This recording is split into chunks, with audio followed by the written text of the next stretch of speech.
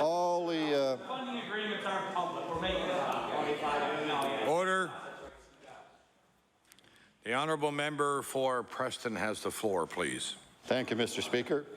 You know, when the final accounting is done in Bowater, when we finally be able to get the exact accounting what all this cost, I'm sure it's going to be more than $56 million. And what did we get for $56 million? All kinds of unemployed people. We got all kinds of contractors that have no work now, and the list goes on and on. It was a poor deal, badly negotiated, and unfortunately, when this government loses the next election, which hopefully they will do, and what I'm hearing in the community, that's going to happen, the unfortunate part of that is they'll walk away, and all the people in Nova Scotia, we end up paying the bill. We'd be paying the bill. We'd be paying that bill for another 50 years. And the worst of it is, it would have created some employment or even maintained some employment. It would have been beneficial to all Nova Scotians. But instead, it's really hit us all. And there's more and more deals out there that I'll talk about it another day. But it shows how this government has no idea how to do economic development. And the only way that they figure they can win the next seat, they can gerrymander this review process and try to get some more seats in Metro out of the rural area, and that's what it comes down to. Shove 2 more seats into Metro, forget the rural areas of the province, get rid of the minority There's only 3 minutes ridings, left anyway. and away you go. Now we're all set. Those seats we didn't win anyway, so now we're not going to win them again. You know, so get rid of them, and possibly now we can win the new seats in Metro. We get the highest popularity of any place around.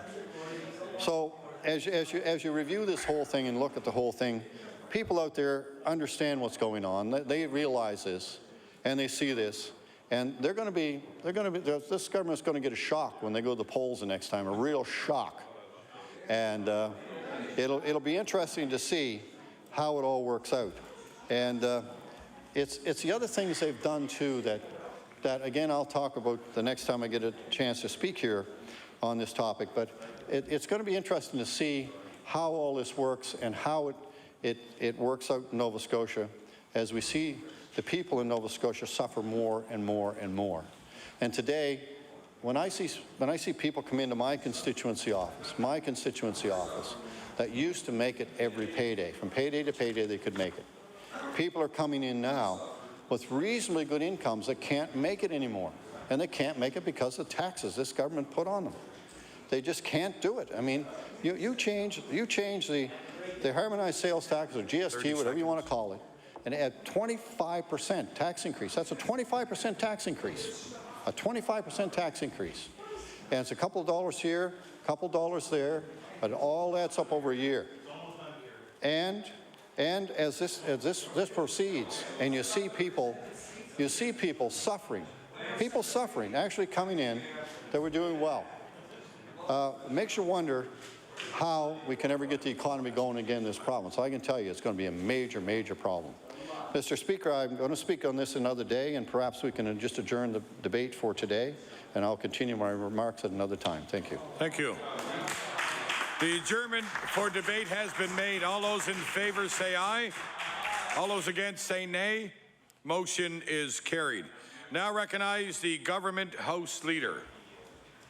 Thank you, Mr. Speaker. Mr. Speaker, that concludes the government's business for today.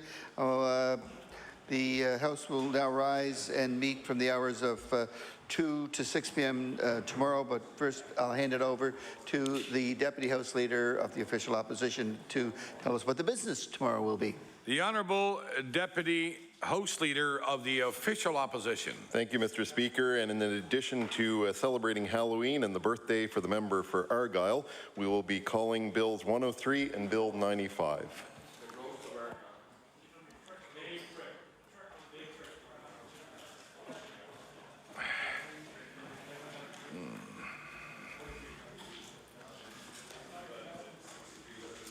That as we have reached the moment of interruption, we will now proceed with the emergency debate under Rule 43 that the House has approved earlier today.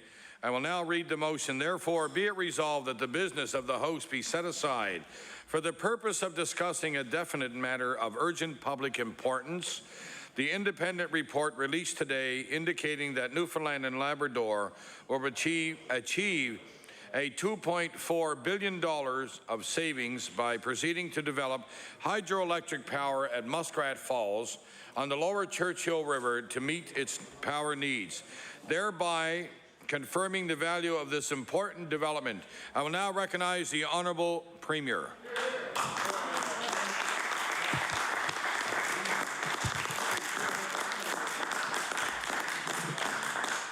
Thank you, Mr. Speaker. I rise today to debate an important choice that is facing the province.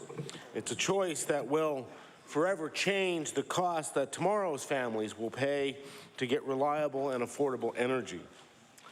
It's a choice that previous governments ignored. And as a result, families today are struggling to pay the high and unpredictable cost of energy. Because of previous government's inactions, families are struggling, the environment is suffering, and the province is at the mercy of expensive imported coal.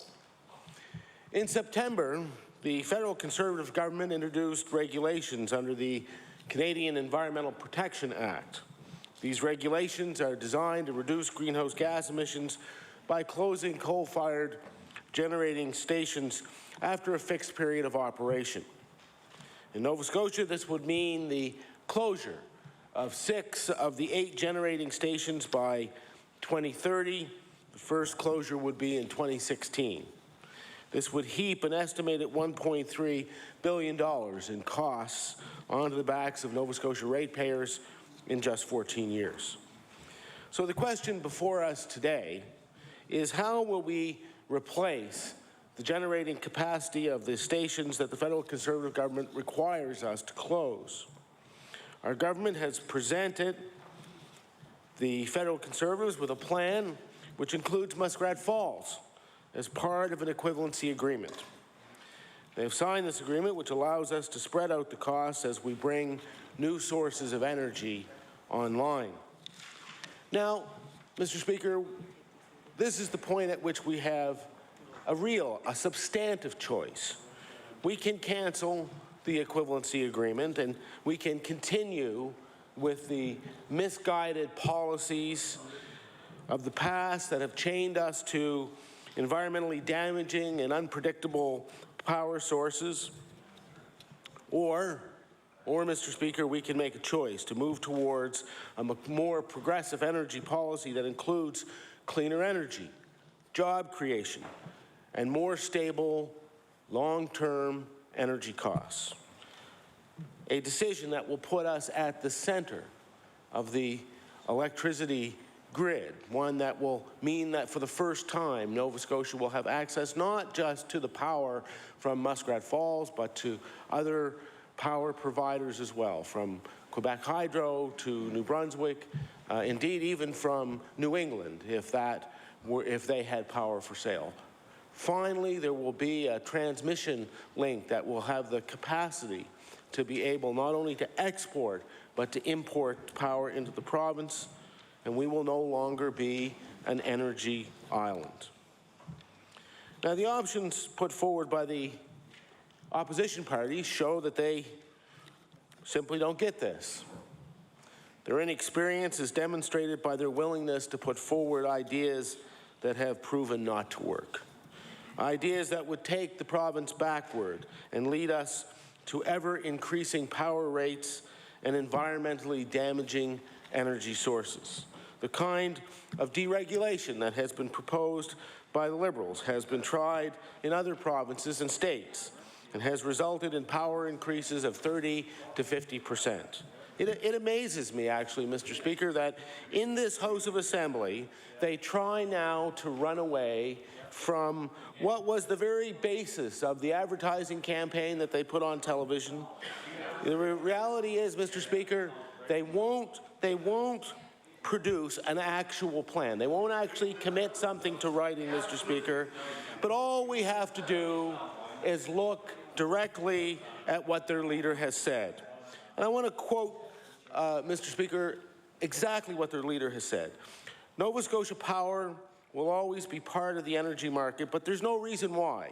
If you want to come in, if some other company wants to come in and do a natural gas plant, then they'll have to deal with that competition. Mr. Speaker, that was at a Liberal Energy Town Hall at the Dartmouth Sports Plus on August 2nd, Mr. Speaker. That is exactly what deregulation is about. That is exactly what has brought 30 to 50% increases in 30 to 50% increases in the cost of energy in other jurisdictions. This is deregulation as proposed by Mike Harris and Ralph Klein. And I repeat, the Leader of the Opposition would allow companies to come in to build, just among others, natural gas generation plants to compete head-to-head with Nova Scotia, keenly aware that those costs would be loaded right onto the backs of Nova Scotia ratepayers. How can any member of his caucus say that this is not deregulation? It would be dishonest, Mr. Speaker, to say so. That is not what families are looking for, Mr. Speaker. That's not what families are looking for. We need solutions that lower rates. We need to find solutions. It's better. Order, please. That's an unparliamentary word, the word dishonest. I'll just remind both sides of the House that will not be tolerated anymore this evening. The Honourable, the Premier. Yeah, for my part, Mr. Speaker, I did not refer to anyone in that regard. I just I made a broad statement about what would or would not be dishonest. I don't know. I didn't actually hear the comments of the Leader of the Opposition. So I'm not sure what it was he said or who he was referring to. Or they don't care. But one thing is for sure, Mr. Speaker, deregulation is not the solution that families are looking for. We need to find solutions that lower rates and provide stability and move us off of our dependence on coal. The Renewable Electricity Plan that was adopted in 2010 has already put the province back on the path to stability in our electricity system. Natural gas, Mr. Speaker, natural gas use in our province has doubled over the past 3 years, now to almost 25% of our Nova Scotia portfolio. Wind and other renewables make up nearly a quarter of the province's nearly a quarter of that portfolio. And Mr. Speaker, this year, for the first time, the province's reliance on coal will fall below 50%.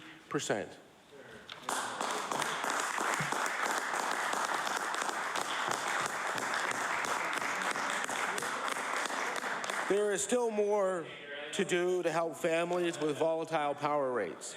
And the Lower Churchill project is our best option. It ensures the lowest, fairest rates for Nova Scotia families. With this option, Nova Scotians will pay one set price for power for 35 years. Mr. Speaker, power that is for this region. Mr. Speaker, power that is from this region. And I'm going to repeat that because obviously they didn't hear it. Nova Scotians will pay one set price for that power for 35 years.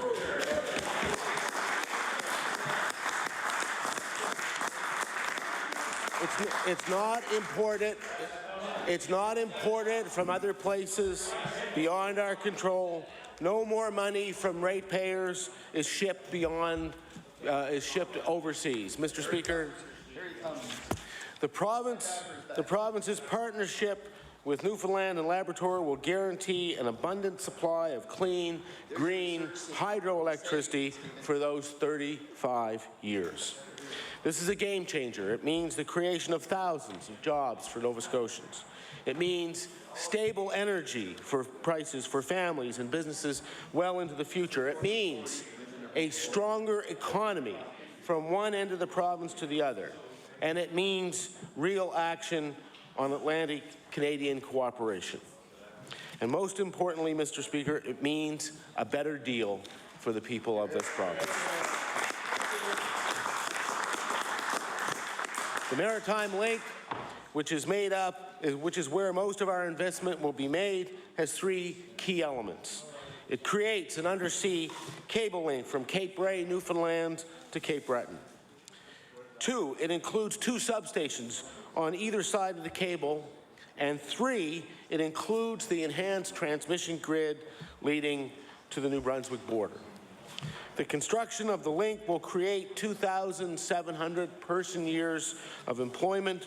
Mr. Speaker, Nova Scotia companies with Nova Scotia jobs. In Labrador, Muskrat Falls will mean 3,100 jobs at its peak. And under the benefits agreement with Newfoundland and Labrador, Nalcor is providing Nova Scotia contractors, service providers, consultants, and suppliers with open, timely, and transparent access to procurement opportunities. Many Nova Scotians will inevitably work on this project, a short flight to Goose Bay instead of weeks away in Fort McMurray.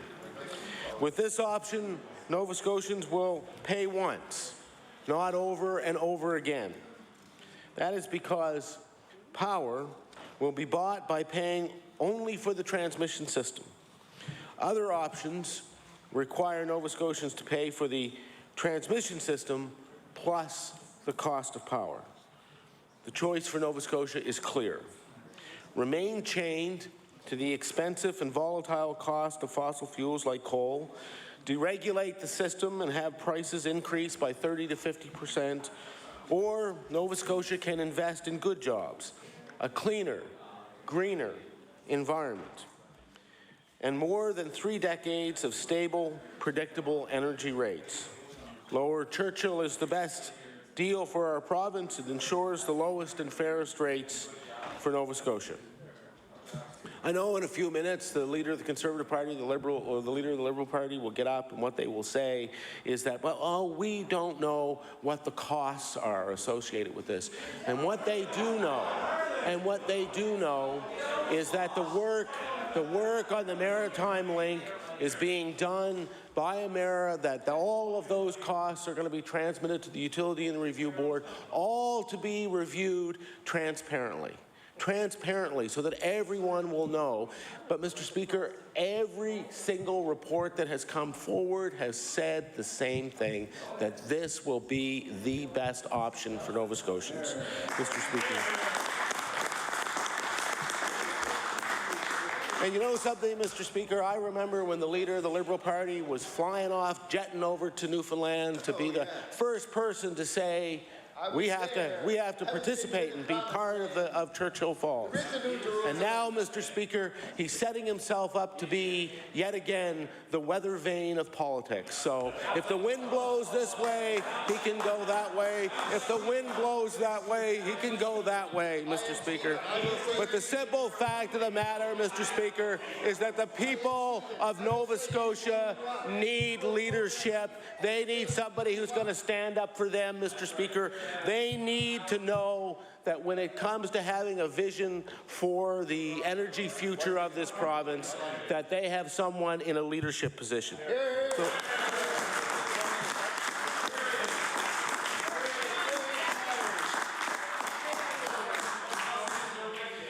Mr. Speaker, the Lower Churchill project and the Maritime Link represent projects of regional and national significance, and they are in the best interest of Nova Scotia families and businesses. The small business owner who will be able to plan for a future because there is stable and predictable power rate is watching this debate. Seniors who are preparing for another cold winter are watching this debate. Families who are struggling to deal with the unpredictable power rates, Mr. Speaker, that have been caused by the previous governments chaining themselves to the volatile international fossil fuel markets, they are watching. Lower Churchill will help Nova Scotian families on a better, more affordable path when it comes to power rights, and it's one that deserves the full support of this House. Thank you.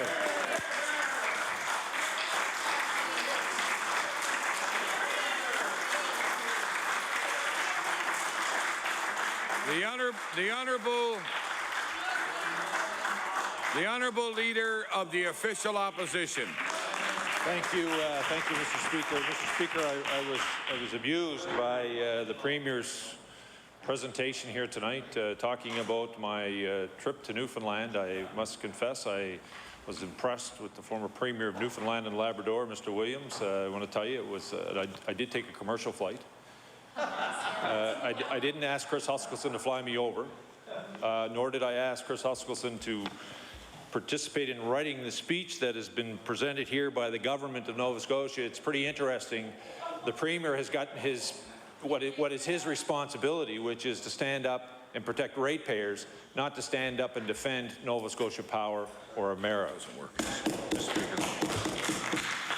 Mr. Speaker, what's actually precipitated the Premier to finally call for debate in the House of Assembly here in Nova Scotia was the fact that the people of Newfoundland and Labrador were updated with a cost analysis of what this project would mean to the people of Newfoundland and Labrador.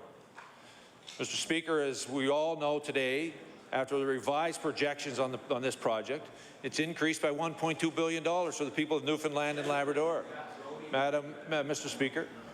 And we also know, as part of this, that the piece that Emera is looking after, the Maritime Link, which was projected to be $1.2 billion, is also under review, and we can fully expect that price to increase.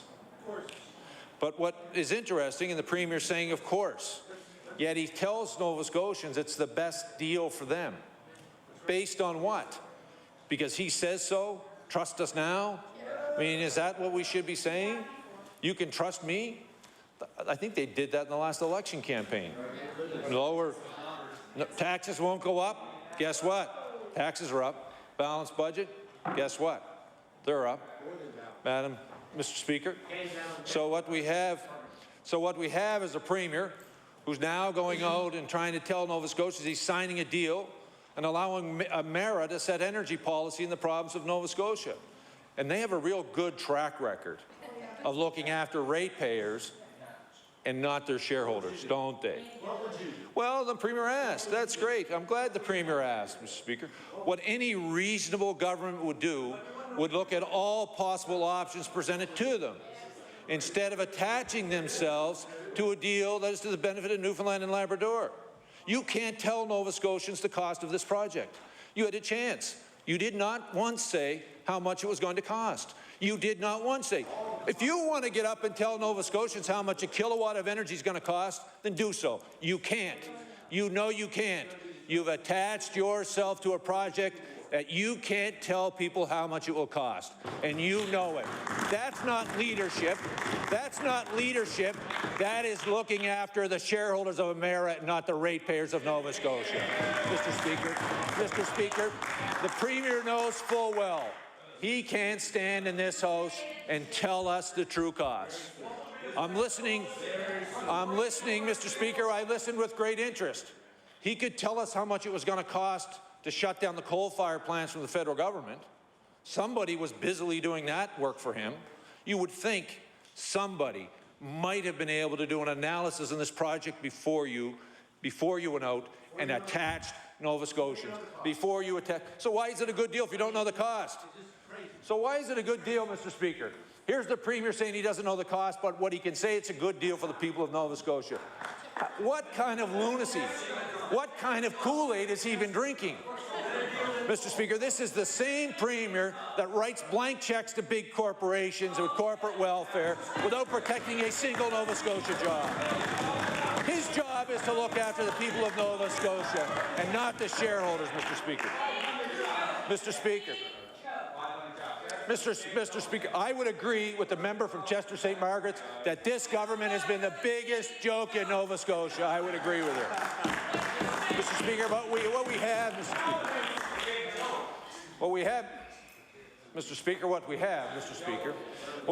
Mr. Speaker, is a government that does not have an answer for Nova Scotia Power. All they know is, and they talk about power rate increases, well, Mr. Speaker, they've gone up 30% under the NDP watch with no slowing down. The Premier talks about this project as being a one-time pay and will have stable energy prices the next 35 years. He forgot to ask the president of Amera, who has said that's not quite true. We'll be looking at at least a 2 to 3% increase every year going forward, Mr. Speaker. So, Mr. Speaker, here what we have is the Premier. Mr. Speaker, the Premier doesn't even know the facts about this project himself. He's just signing an agreement in a desperate attempt to grab onto something to show Nova Scotians that he thinks he's doing something to hold against Nova Scotia Power. In actual fact, in this House, was proposed to the Premier, let's do performance value out of Nova Scotia Power. No, we don't have to do that. It happens all the time. Well, guess what? In the absence of nothing else, guess what? We have a bill in front of us to do just that, because the Utility Review Board does not have the authority to do that, even though the Premier stood in this House and said they did. So why are you legislating it? So why is he legislating it? Premier says they do, but he's legislating it. So why is he doing that? Because they don't have the authority, Mr. Speaker. Simply.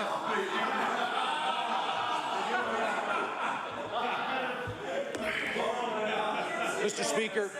Speaker, the fact of the matter is there are other options. Mr. Speaker, the fact of the matter is there are other options.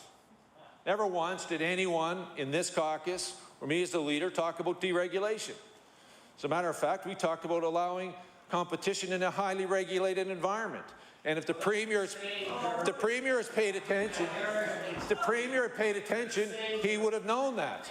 Mr. Speaker, the province of New Brunswick actually, Mr. Speaker, the province of New Brunswick actually does that now, Mr. Speaker. And the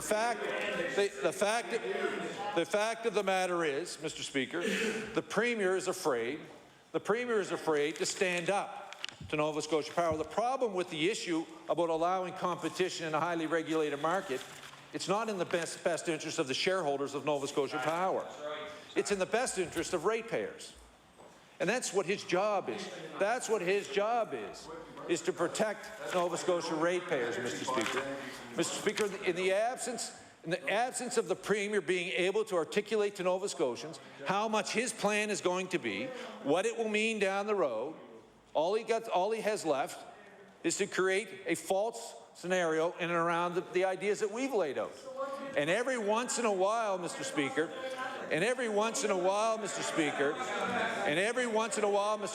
he grabs something that he thinks he can hold on to make it look like he's been doing something. What he's been doing is sitting silently by as power rates continue to rise and force Nova Scotia families in more desperate shape, Mr. Speaker. This is a Premier that has said this deal is the only one. Yet, he's not spoken to Quebec. He's not spoken to Quebec about buying hydro energy from Quebec. He's not talked to New Brunswick about building a transmission system through that province to allow renewable energies to come in. Mr. Speaker, it's very clear that the Premier knows very little about this too. The only thing the Premier knows about energy in this province is what the President of Amera tells him. And then what he does is goes out and tries to promote it. He can't tell us a single cost. Mr. Speaker, he can't tell us the single cost. The only thing the Premier has said in this House about that project is he can guarantee us that the $1.2 billion price tag of the Maritime Link is going to go up. But he knows for sure it's a good deal for the people of Nova Scotia. How? Because he said so. Well, Nova Scotians are a little bit more skeptical of the Premier these days than they were in 2009. We've laid out an idea, and as a matter of fact, Mr. Speaker, our idea was laying out competition in renewable energy market, and it's certainly caught the attention of the government, Mr. Speaker. It has certainly caught the attention of government. In the absence of leadership from them, the Liberal caucus has put an idea in front of the people of Nova Scotia. And Mr. Speaker, and Mr. Speaker, and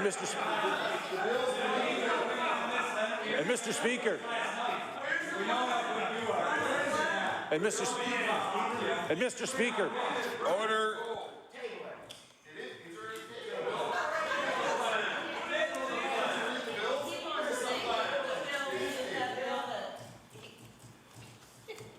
The Honourable Leader of the Official Opposition has the floor, please. Well, thank you. Thank you, Mr. Speaker. Mr. Speaker, Mr. Speaker, the Premier should read the bill that's before the House, Mr. Speaker. The fact of the matter is, Mr. Speaker, the NDP government might not like our plan, but Nova Scotians are liking it, Mr. Speaker. Mr. Speaker, because they finally said someone is standing up for ratepayers and not standing up for the shareholders of Nova Scotia Power and Emera, Mr. Speaker. Mr. Speaker, the fact of the matter, thank you, Mr. Speaker. The fact of the matter is, Mr. Speaker, in order to move our province towards energy stability, we should be looking at all the options before us, Mr. Speaker.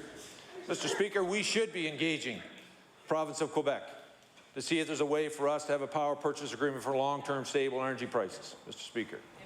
And if, Mr. Speaker, I'm hearing from the members opposite of why we didn't do it before. I think if you go back, Madam Speaker, Mr. Speaker, the last time there was energy stability in Nova Scotia was a Liberal government, Mr. Speaker.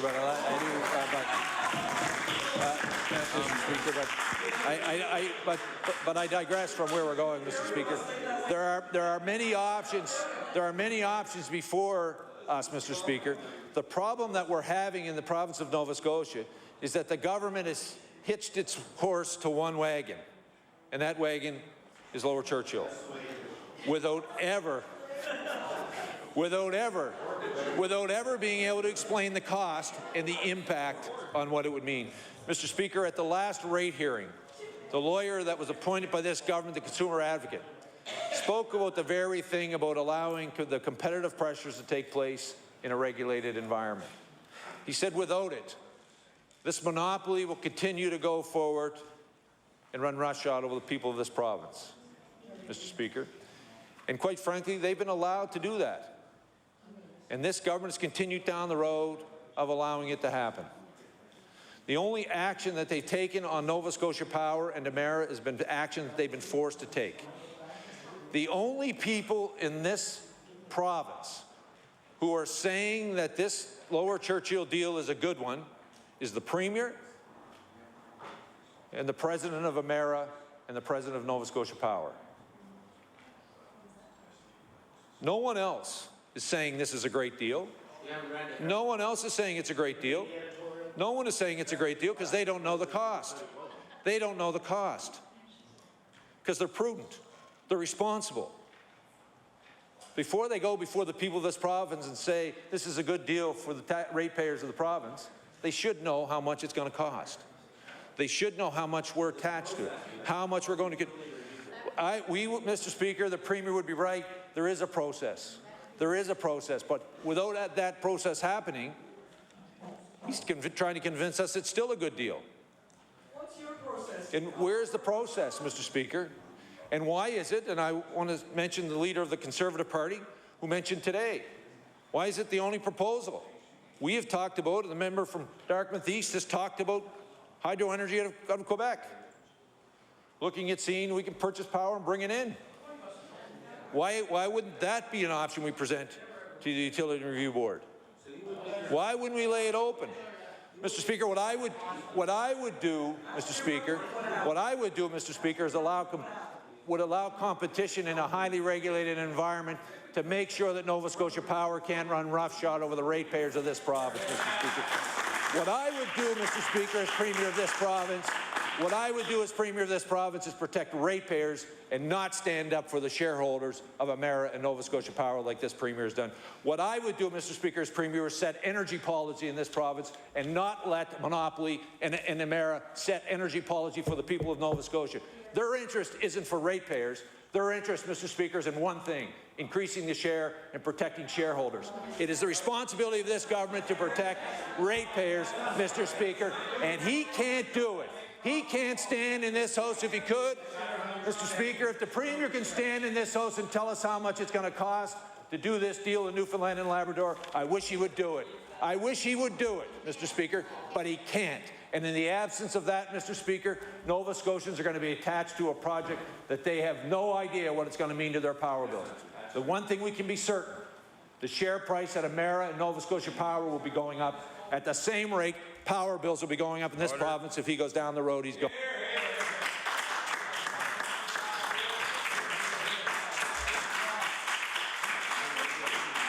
The Honourable Leader of the Progressive Conservative Party. Thank you, Mr. Speaker. Mr. Speaker, this is a very serious topic and a very complex one, but I can't help but say, just to start off, that I am quite amused by the two speeches that I've just heard preceding me. First, we had the Premier who gave his remarks. I happen to know, Mr. Speaker, having heard them before and having that feeling of deja vu, that if you lined up the Premier's remarks with the remarks of the CEO of Emera on the exact same topic, they would be an exact match. They make the exact same point. And the reason that that's sad but amusing is that the Premier, in his own remarks, said that Nova Scotians are looking for leadership on this issue. That's absolutely true. What they don't know is he is referring to Mr. Chris Hoskinson, the CEO of Emera, and not the Premier of Nova Scotia, who is really driving the agenda on what's going on with Muskrat Falls and power prices in this province. Now, Mr. Speaker, the second sad but amusing point is that I watched the Premier actually say that the Ottawa government is being too pro-environment in their policies and forcing him to take the action that he's taken with the federal regulations eliminating emissions over the next 30 years. Well, Mr. Speaker, we better call the Guinness people, because the world record for finger pointing has just set a new high when the Premier of Nova Scotia says it's the Ottawa government who has set the bar too high on the environment. But the finger pointing should stop, Mr. Speaker, as I am now doing, because Put that finger away. Because, Mr. Speaker, power rates have gone up by 25% over the last 3 years in this province, and it's not because of Ottawa, and it's not because of anyone else but the policies of the NDP government here in Nova Scotia. We all want a renewable day. We all want to get there at a rate that Nova Scotians can afford. The NDP alone have decided, never mind the cost, never mind the pace, we're going to get there right now. The PC policy is as much renewables as we can afford within the current rate structure. That is a key difference. And before we let the Liberal Party off scot-free here, Mr. Speaker, we should point out that they have bought the government's carbon tax by stealth, which is renewables without regard to cost, hook, line, and sinker. Together, those two parties are fine with leaving in place the one thing that drives up our power rates more than anything else. And although the Liberals say they're not about deregulation, their policies are exactly a policy of deregulation, just like the previous Liberal government created Emera to allow for a deregulated market in the first place. And we all learned today, we all know now how that has turned out. So although 940,000 Nova Scotians, know how much their power rates have gone up in the last 3 years under NDP policies, 25%. They're now also learning that under Liberal policy, they go up another 30 to 50%. And if you needed a further lesson in the problem of deregulation, just go down the street to the UARB, where yesterday and today and the rest of this week, they are examining the problems when Emera and Nova Scotia Power buy and sell from each other. And the answer to that, if you really want to protect ratepayers, is to put more regulation in place, put a concrete barrier around those two companies and between those two companies, not deregulate them and drive our power rates up even further. That is why the two previous speakers have talked about everything but what really matters when it comes to power rates and what's really driving them up. Mr. Speaker, here we are on the eve of the Muskrat Falls deal, suddenly having a debate in the legislature on it. The fact of the matter is, this is a 50-year decision. This has huge implications for both the cost of power and for our economy. And yet the government's already decided that this is the way we're going to go. Only under the NDP would we first decide that we're going to do it. Then we'd allow a review if only the review agrees with what the government wants, and only after that have a debate. Talk about having the cart before the horse. We're going about this in all the wrong way. And here is why this is important. Because too many jobs have been lost in Nova Scotia in the last 3 years. Outside Halifax, over 7,000 Nova Scotians have lost their jobs since 2009. The manufacturing sector has been devastated. In fact, we know that the manufacturers' rate of electricity, their rate class has actually dropped by 16.7% in the last 3 years. We know about the headliners like Bowater and Newpage and so on, but there's 1,000 smaller examples of that. And I'll give you just one, Mr. Speaker, for the record, and that is the case of the salt plant in Pugwash, which is in the middle now of closing their fine salt plant with 35 full-time jobs lost in North Cumberland County in Pugwash, and they cite as the #1 reason the high cost of power in Nova Scotia. That is why this is such an important decision to get right on the basis of facts, on the basis of evidence, not on the basis of blind ideology or empty slogans like the other two parties are proposing. That's why it's important that we extend the analysis of Muskrat Falls to make sure it's compared to all of the other options. Mr. Speaker, we on this side of the House in both the opposition parties have asked the Premier repeatedly, before he signs on the dotted line, how much will that power cost when it comes to our homes and our businesses? And he either doesn't know the answer or he won't share that answer with Nova Scotians. But you know what, Mr. Speaker, although he says the answer is not knowable, he signed on the dotted line anyway. But when the Premier of Newfoundland and Labrador was asked that same question, she actually gave an answer. So there is an answer to the question, Mr. Speaker. Premier Dunderdale of Newfoundland, in an interview with CBC Newfoundland on March 31st, 2011, when asked how much the retail cost of power from Muskrat Falls was going to be for Newfoundlanders, said it would be 14.3 cents per kilowatt hour. I just want to point out that the blended cost of power from Nova Scotia Power today is a little over 9 cents. That is a huge increase over the current blended cost of power from Nova Scotia Power. She later said in an interview with the St. John's Telegram that it might be as high as 16.5 cents per kilowatt hour, far in excess of the price that we pay in Nova Scotia today. At least she's answering the question, unlike the Premier of Nova Scotia. And Mr. Speaker, all of that was before today's announcement. But before today's announcement, the cost is not $6.2 billion for the project as a whole. It's $7.4 billion for the project as a whole. And of course, Emera wants to take on 20% of the cost of that project. No wonder, of course, because at $6.2 billion, $1.2 billion for Emera's share, if they run it through Nova Scotia Power, as they intend to do, then they're going to make a guaranteed rate of return of 9.2% on the equity portion of their financing. Simple math will show everyone in this House and all Nova Scotians that Emera stands to make $44 million in profit on their share of Muskrat Falls. No wonder the CEO of Emera is so excited about this project. Unfortunately, the Premier of Nova Scotia, who ought to be on the side of ratepayers, has bought the Emera CEO's line without even considering the impact of that guaranteed profit that Nova Scotia Power gets. That's why step 2 of the PC plan, since the Premier is so keen to have answers on what we would do, is to remove the guarantee on that profit and force Nova Scotia Power to put in place service standards that require that they serve their customers to earn their profit. And Mr. Speaker, I know some people say, oh, there is no guarantee.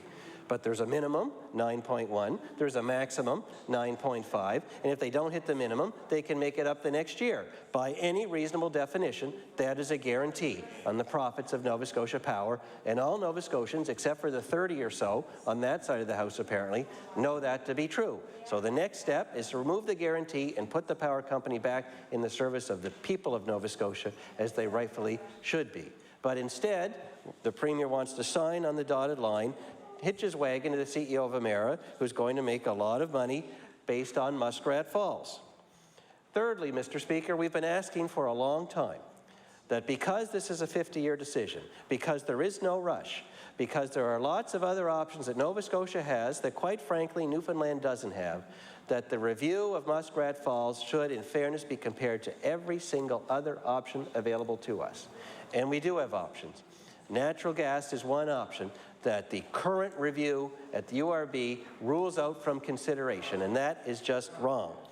In fact, Mr. Speaker, we have Hydro-Quebec, we have LaPro in New Brunswick, all coming online, all with excess power. We have gas in New England and a pipeline to get it there and to bring it back, all available to us, and the UARB is prevented from looking at those options. And just as a matter of comparison, I will share with the House that the Point Lepreau upgrade cost $2.4 billion. It's now commissioned for 660 megawatts of capacity for a total cost of $3.6 million per megawatt. Buying power from Hydro-Quebec with system upgrades estimated to be $350 million for 500 megawatts of capacity would bring power here for $700,000 per megawatt. For Muskrat Falls, at $6.2 billion, the old estimate for 824 megawatts of capacity, $7.5 million per megawatt, almost 10 times as much as if we were to import power from Quebec after paying for the necessary transmission upgrades. And that's the old number. And just for the benefit of the Premier in this House who say they can't calculate the cost, at $7.4 billion, the new cost as of today, if that's it, it's $9 million per megawatt for the power from Muskrat Falls. So why on earth would we not compare that project to all of these other alternatives and pick for Nova Scotians the cheapest one that brings power to their homes and businesses and saves those jobs and allows the economy to grow? Mr. Speaker, I heard the Premier say that every review done says Muskrat Falls is the way to go. Perhaps he's only read the Emera review, because in Newfoundland, the Newfoundland Joint Review Panel, they did a review of Muskrat Falls. A panel comprised of representatives of the federal government, the provincial government, the private sector, the public sector, a true independent review. And you know what they concluded, Mr. Speaker, in that Newfoundland Joint Review? They concluded, and I quote, "Muskrat Falls power is too expensive for any province or state to purchase." That's what that review concluded. The governor of Vermont, where we're supposed to sell the excess power, said on the radio the other day there is no corridor in the U.S. for the transmission of power from Muskrat Falls, and it would have to be competitive with our current choices if we were to buy it.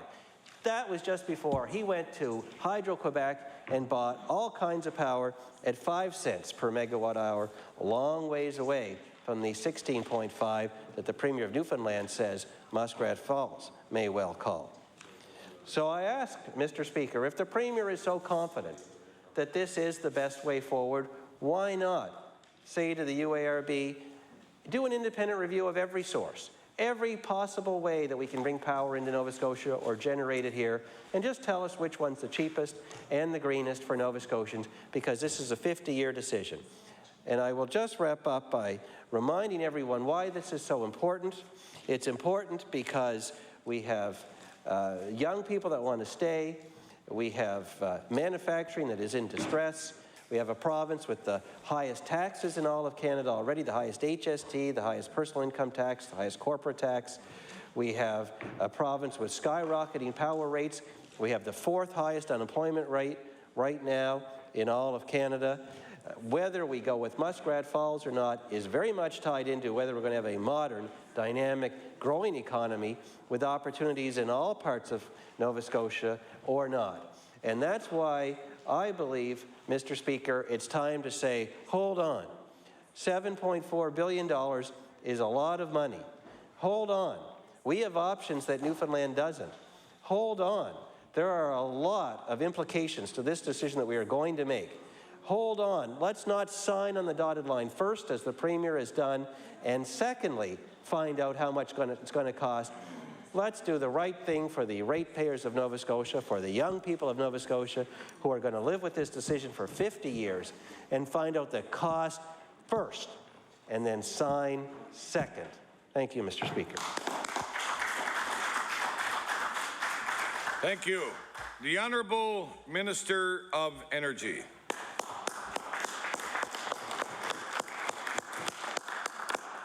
Thank you, Mr. Speaker, and I'm too pleased to participate here tonight in this emergency debate, and certainly pleased to rise and speak about the Lower Churchill and the Maritime Link project. And you know, really, this is a very important project that will bring immense benefits to Nova Scotians and to our province.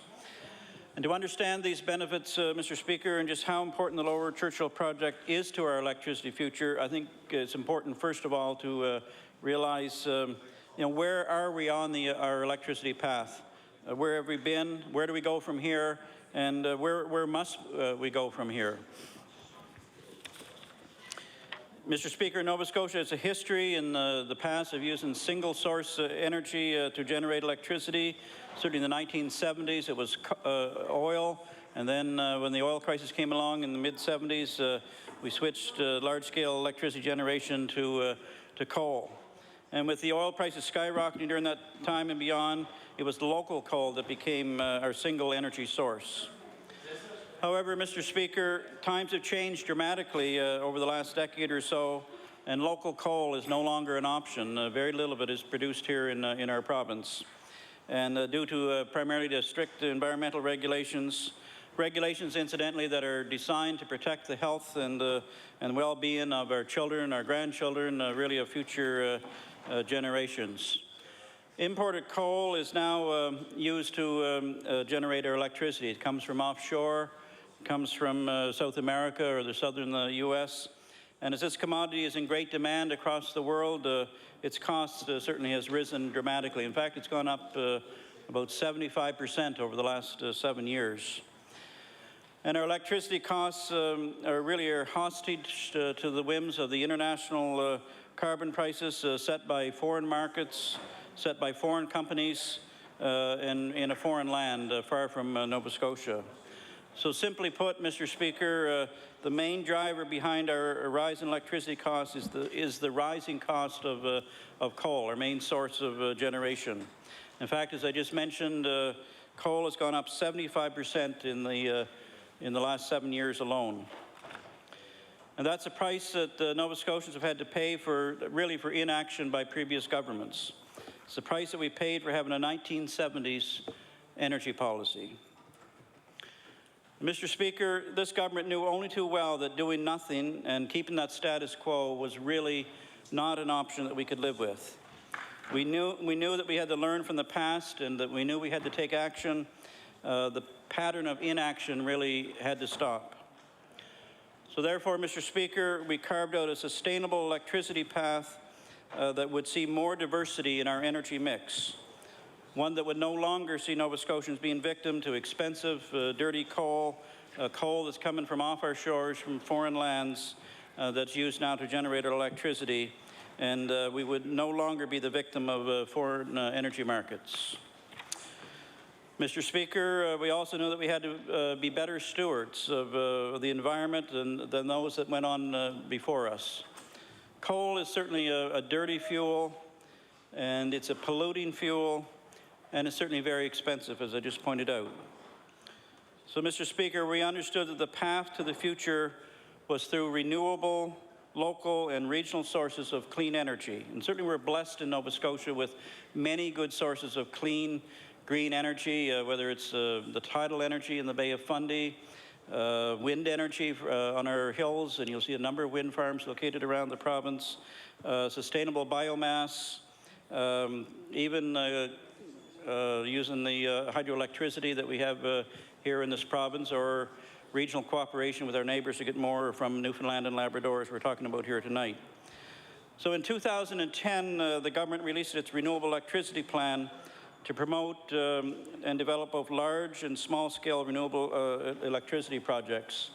And as I mentioned, there's a number of wind farms. I know one in my riding in Pictou West is in the Dalhousie Mountain area, and you'll see it every time you go over the large hill at Mount Tom. It's very, very visible.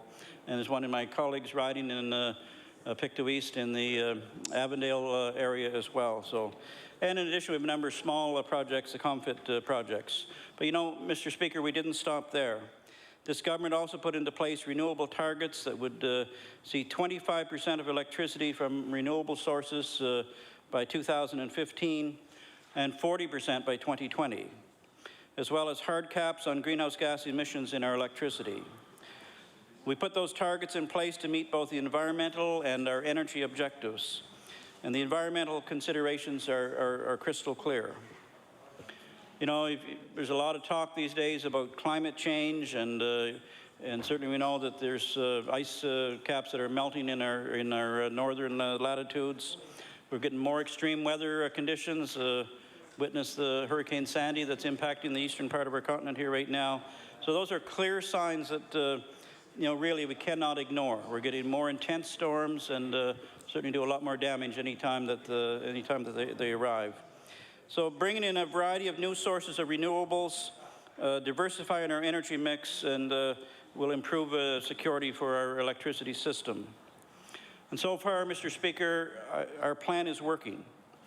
In 2006, 80% of Nova Scotia electricity was generated by burning coal. And last year, that was reduced down to 57%. And next year, we expect it to be well below 50%, probably in the 48% range. So that's significant improvement over those few short years, from well over 80% to probably in the range of about 48% at the present time. So in addition, Mr. Speaker, in 2006, about 10% of our electricity came from renewable sources, mostly from our hydro facilities that were built generations ago in Cape Breton or the Guysborough County or on the South Shore, but those have served as well and continue to do just that. Last year, our renewable electricity rose to 17% in Nova Scotia, and next year we anticipate that over 20% of our electricity will come from renewable sources, homegrown sources right here in our province. As I've mentioned, Mr. Speaker, our electricity plan now takes us out to 2020 for the 40% goal, and we are confident that we're on that track to meet both our renewable targets and the greenhouse gas emission targets that we have in place. And it's a good thing we've set those targets. The new federal coal regulations, Mr. Speaker, set targets that to dramatically reduce coal. The new federal coal regulations set an emission target now out to the year 2030 that would have us reduce greenhouse gas emissions by a further 3 megatons from the 2020 target. So this means that Nova Scotia must now tap into more sustainable sources of energy in order to meet that target.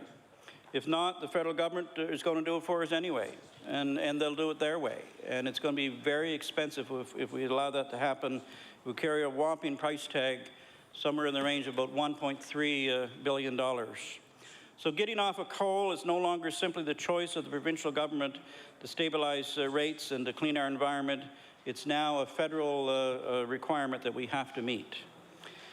And so that's where the Lower Churchill, that's where the Maritime Link hydroelectricity comes in at that time.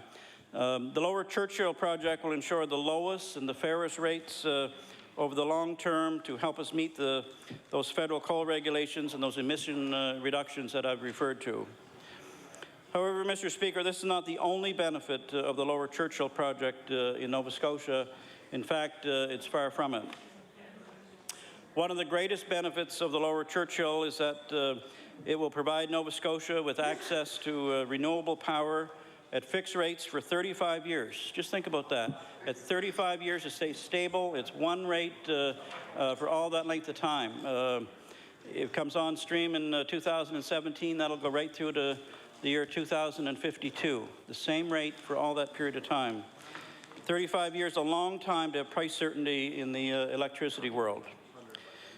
In addition to providing price stability and helping us to reduce our reliance on coal even more over the long term, the project will place us in an efficient energy loop instead of being at the end of the line.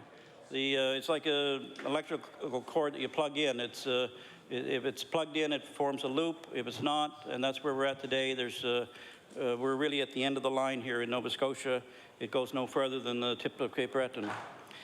So that means we'll have more choices. We'll be able to take power from multiple directions once we have that energy loop. And Mr. Speaker, this will provide us with more options for purchasing electricity at competitive prices into the future, and that's also another very good thing. Mr. Speaker, the hydroelectricity from the Lower Churchill will also be a reliable energy source to back up our increasing use of intermittent energy sources such as wind and tidal. Hydropower can be stored and can be available when we need it. For instance, on a calm day when the windmills aren't running, we can turn to hydro to help us because it is always there. And given that we have no major sources of hydroelectricity to develop in Nova Scotia, being able to access the clean, renewable power source is another great benefit. is a wonderful example of regional cooperation that will benefit all of the Atlantic provinces. The Lower Churchill project will also open up regional power opportunities, create thousands of good jobs, and generate $3.5 billion in income for businesses and labour in Atlantic Canada.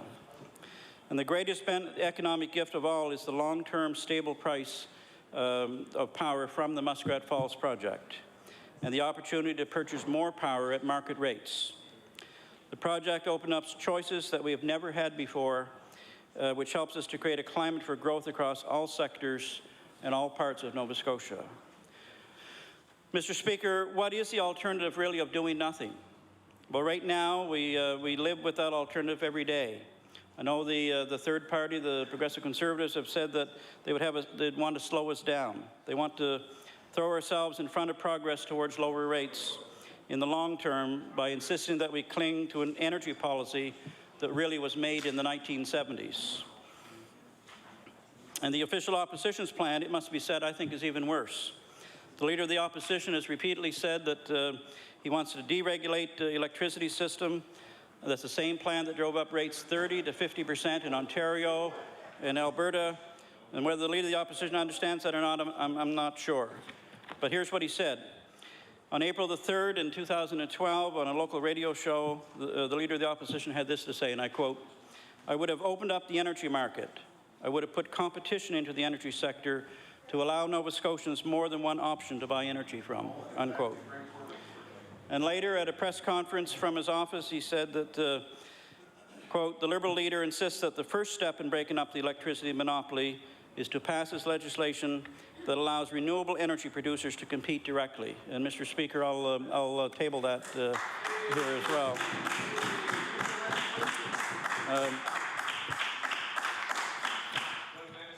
So, Mr. Speaker, this is just exactly what Ralph Klein and Mike Harris had to say before they opened up their energy markets. That's what they said before rates in Alberta and Ontario skyrocketed 30 to 50%. We don't need that, Mr. Speaker. But, Mr. Speaker, at the end of the day, all costs of the Lower Churchill project will be reviewed by the Utility and Review Board to ensure that they are in the best interest of Nova Scotia ratepayers.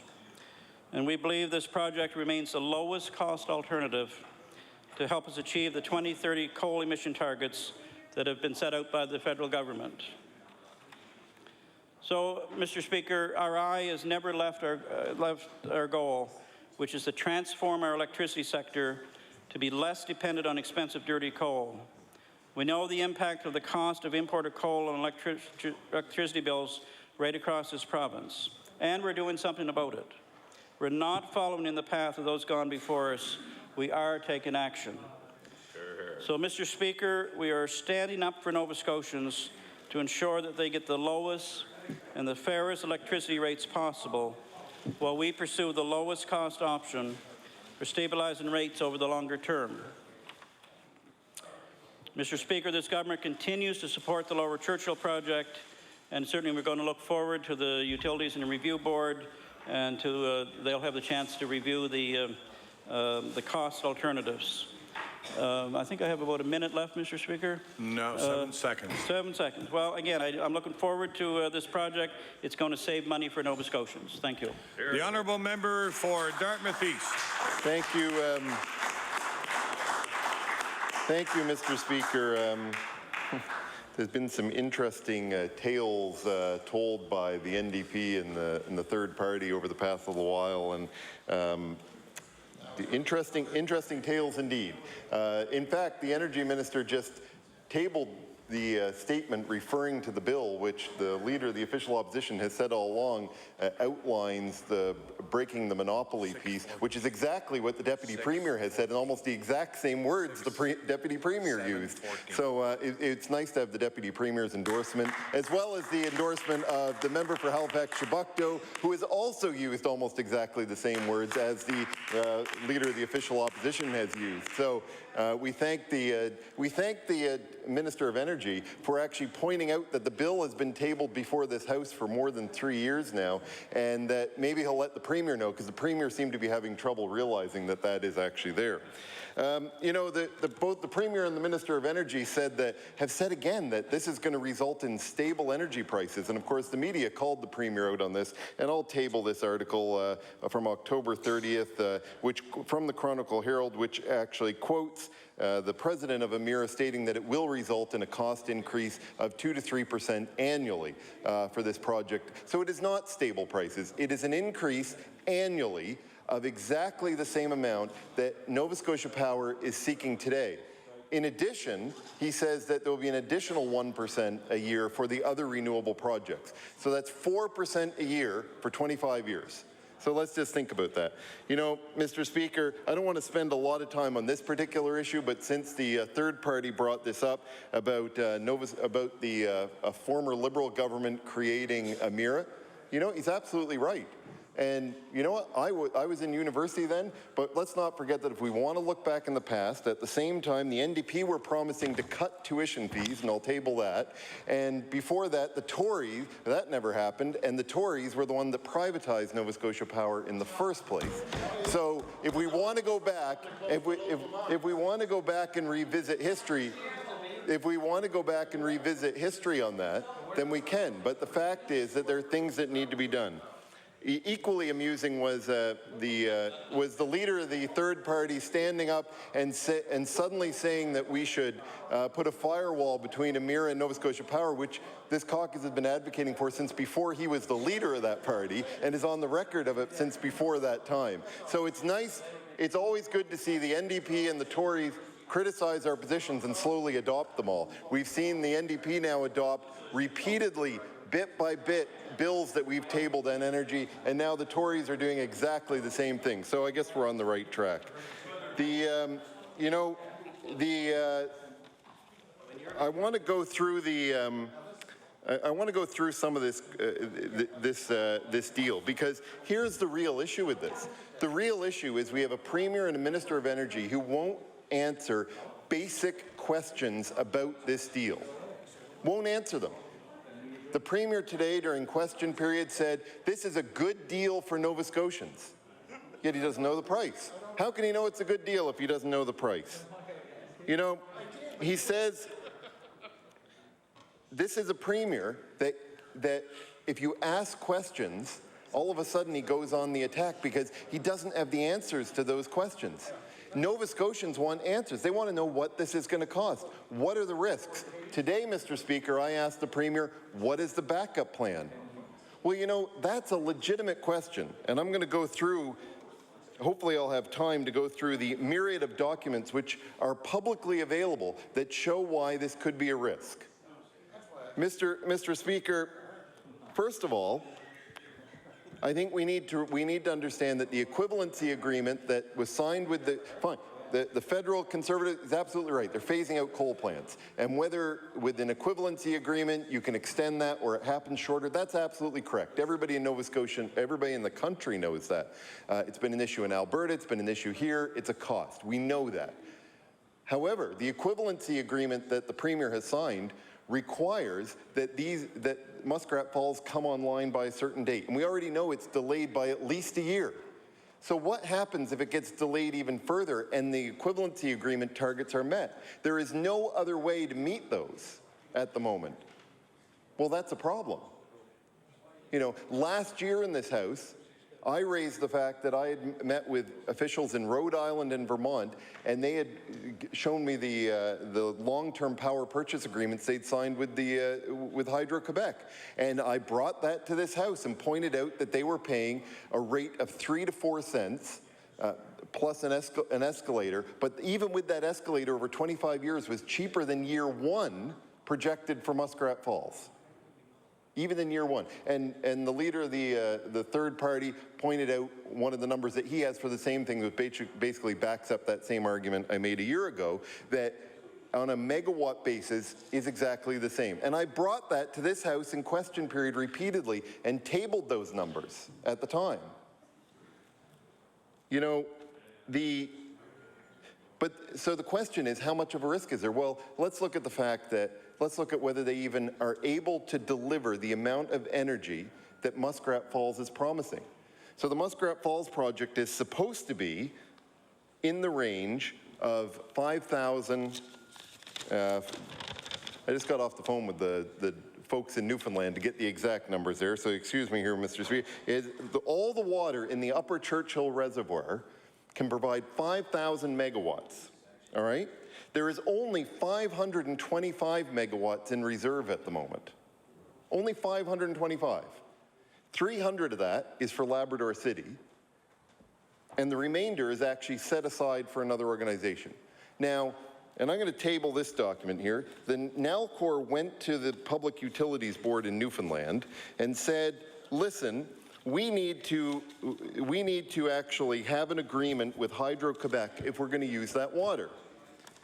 And this is the document they filed, which goes through the agreement, and they said, we need it. And they point out in that there is CFLCO, which is basically Churchill Falls Labrador Corporation, is made up of representatives of Hydro-Quebec and Nalcor. Both of those parties have a veto power over use of the water in the Upper Churchill Reservoir. Nalcor, in 2009, went to CFLCO and said to them, we want to know what's going to happen. Well, because we need an agreement to use this water and access it, because the current agreement, signed in 1969, allows Hydro-Quebec access to any and all of that water for generation purposes, with the exception of the 500 megawatts I already talked about, which is also already spoken for. Hydro-Quebec vetoed it. Sends this email to the Public Utilities Board, and I'll quote it and table this as well. The required board approval was not achieved. Neither was the board able to provide any direction as to how the agreement could be modified such that it might receive board approval. The CFLCO negotiating team is therefore not in a position to resume negotiations at this time. I'll table that.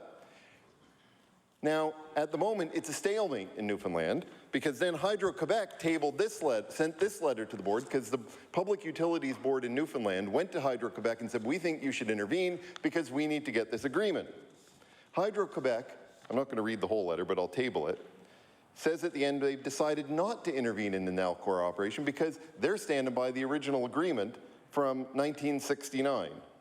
Which is the power contract. It says the power contract between Hydro-Quebec and CFLCO dated March 12, 1969, the 1969 power contract, the renewed power contract between Hydro-Quebec, which will come into force automatically at the expiry of the 1969 agreement, and the guaranteed winter availability contract of Hydro-Quebec and CFLCO dated 1998. So the result of this was the Public Utilities Board in Newfoundland went and they approved an interim and temporary water management agreement that still requires, and Nalcor said, well, listen, we have this temporary one, we're going to get it signed. But Hydro-Quebec has said they're not going to sign it. They're on the record saying they will not agree to it, and they vetoed it twice now at CFLCO. There is only one option, and the Premier of Newfoundland has refused to take that, and I haven't heard the Premier here suggest this option either.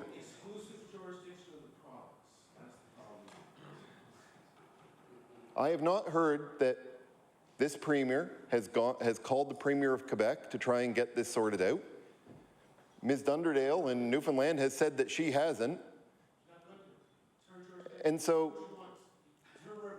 and you know, Mr. Speaker, the Premier should read the document, because the document gives Hydro-Quebec all, and listen, I'm not a lawyer, but there are plenty of lawyers in Newfoundland who are talking about this and agree completely this is an issue. Nalcor, in their filing, agrees this is an issue and needs to be resolved. The Public Utilities Board in Newfoundland agrees it's an issue.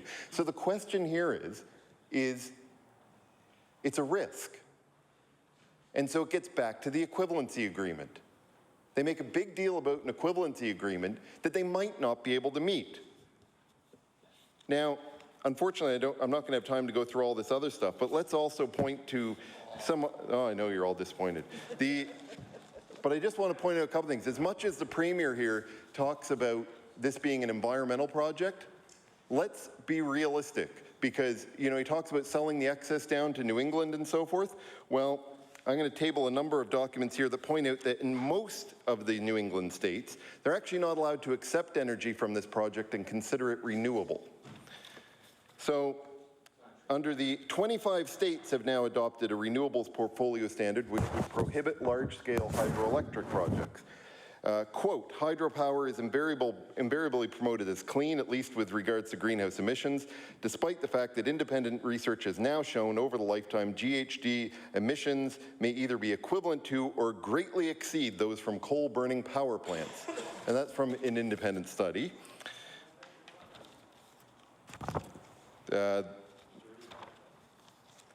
There's another one here from the, it's actually a research study from the International Environment Issues, which goes on to say basically the same thing, and found that in most states, let's see if I can find the exact quote here, Mr. Speaker, it says, in the case of the former, talking about Hydro-Quebec in the Churchill Falls area, a number of states have now explicitly excluded large-scale hydropower from their policy tools that serve to encourage increased use of renewable electricity.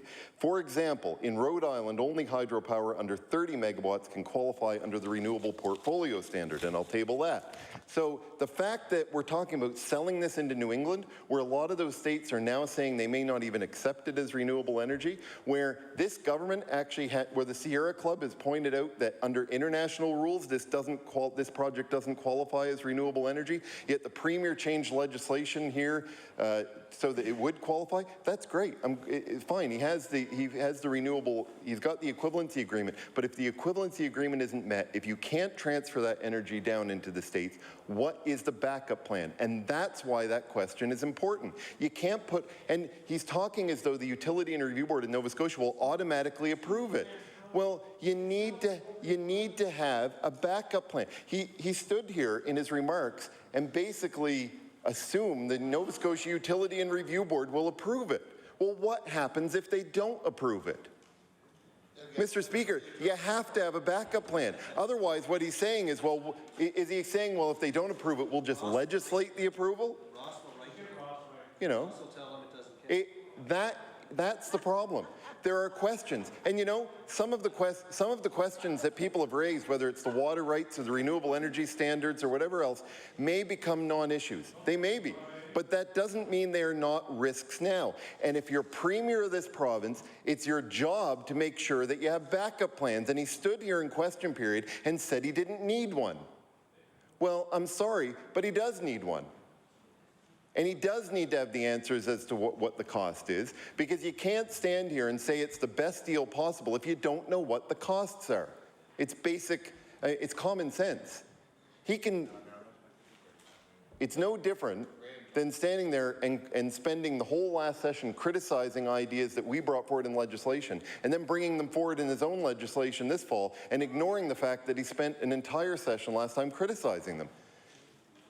Just admit that you looked at it and said, okay, you know, maybe it does make sense. His own Deputy Minister of Energy said said the other day in the briefing, it turned out that the Utility and Review Board didn't have the approval to do those audits. So, Mr. Speaker, I'm out of time. There are a lot of questions. Nova Scotians deserve answers to those questions. Thank you very much, Mr. Speaker. The Honourable Member for Hants West.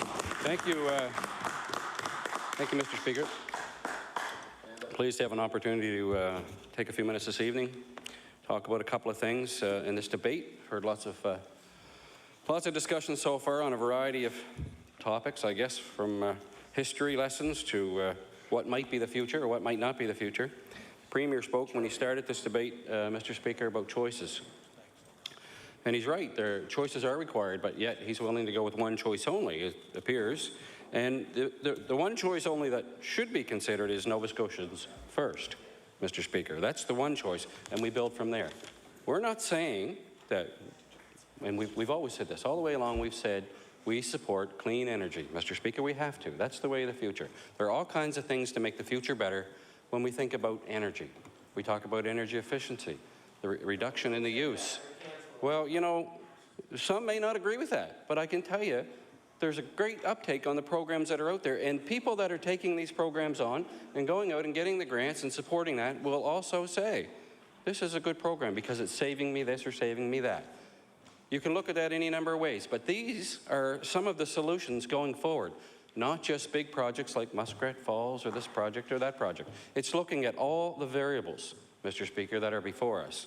Now we'll stand here, unfortunately, with all of our politics and our partisan beliefs, and we'll defend this and we'll defend that, and we'll criticize this and we'll criticize that. Nobody is saying, sorry, I'm going to correct that, Mr. Speaker. We're not saying Muskrat Falls is a project that we shouldn't look at. We have said, let's look at this, but let's do it right, Mr. Speaker. Let's take the time. Mr. Speaker, you wouldn't go buy a car tomorrow or a new washer and dryer for your home or a big appliance, a big cost, without knowing what the cost was. Because you have to be able to afford that, Mr. Speaker. You got to be able to make the payment if that's what you're going to do, or you got to be able to take it out of your savings account or your checking account or wherever you're getting it, and you need to be able to do it. That makes sense. That's how we live, Mr. Speaker. It's about looking after our families. And we'll get into the talk about families after a bit here, Mr. Speaker, if I have time enough. But you know what? This project, all the way along, it's been said, this is good, this is good, this is good, Mr. Speaker. And we've only asked, I don't know how many times we've been asking, what's the cost? A couple thousand. Today we learn the cost has gone up. Well, that's not totally a shock, and I'm sure the Premier's not shocked by that either. This is a massive project. This is $8.some billion to begin with. We know that projects like that grow. How can they not grow? You have changes in the economy in Newfoundland as well as in Nova Scotia. You have wages. You have all these factors that are going to come into over the years of building this project. You have a lot to add into this. So how you could even begin to put a cost around this, there's rumors out there, not even rumors, there's studies that have been done that will say this will go well over $10 million. Sorry, correct that, $10 billion. I stand corrected. Over $10 billion. Who knows is the right answer? Who knows what this is going to cost? Newfoundlanders are actually questioning, and this from a Newfoundlander that I met with recently, if this is even a good project for Newfoundland. Has the PUB, the Public Utility Board, I believe it's called in Newfoundland, even agreed to do this? Rumor says, no, this isn't done deal yet. This is not done. The people of Newfoundland, I hear, are not happy with this deal. So how are we signing on? Is this a government of merit deal? Well, yes, to some degree, this is a government of merit deal. We know, we've been all through this. We've heard all the arguments. We have to do what is right for Nova Scotians and what Nova Scotians can afford in the long term. The minister stood on his feet after the Premier tonight in this House, and he said, we will be able to provide the longest guaranteed lowest rates for Nova Scotians. Well, that's great. That's a wonderful statement. What's the rate? If that's such a good deal and it's 35 years, what's the rate? But we haven't been able to put a figure on that. And it's not just us who are standing here questioning this, Mr. Speaker. It's everywhere you go. It's coffee shops. It's people's houses when you're visiting. It's people coming in, talking to you because they're concerned. And I know the Premier says, oh, yeah, okay, that's, as though that's not right. You know what? That is right. People come into my office daily, weekly. I'm sure they come into his office, Mr. Speaker, concerned about how they're going to pay the bill. Unfortunately, we don't know how we're going to pay it, Mr. Speaker. They have no idea. They're already struggling. There are disconnection notices. People get, they get worked up. They struggle along to feed their families. They let the power bill go. They come into the office, Mr. Speaker, and now they're 2 or 3, 4, 5 months behind, and they got a disconnection notice. And now they don't know what to do, and they want us to help them out. Well, fortunately, we're able to do that sometimes, and sometimes not. That's the nature of our business. That's one piece of it. So those are people saying, how am I going to continue to do this? We're saying we don't know the price. So we're saying, let's look, what are all the other alternatives? Yes, Muskrat Falls, we believe, is an alternative opportunity. We should be looking at this. Maybe there is something to be said for that. How much energy do we need? How much are we going to get? What are the costs to Nova Scotia ratepayers? We don't know, Mr. Speaker. The Premier thought today, or he spoke today, inflationary costs, increased labor costs. We talked about that a few minutes ago. There are reasons this project will climb. $6.2 billion up now to $7.4. When will it be over 8? Tomorrow, next week, next year? Who knows? So I can see why the Premier would say, I don't know what the rate will be, to some degree. But how does that make it the right deal, is the question. If you don't know what the rate will be, you got to have an argument to say that this is the right deal for Nova Scotians. Are there other alternatives? Perhaps there are. Should be. We should be looking at every opportunity to create energy. $1.2 billion.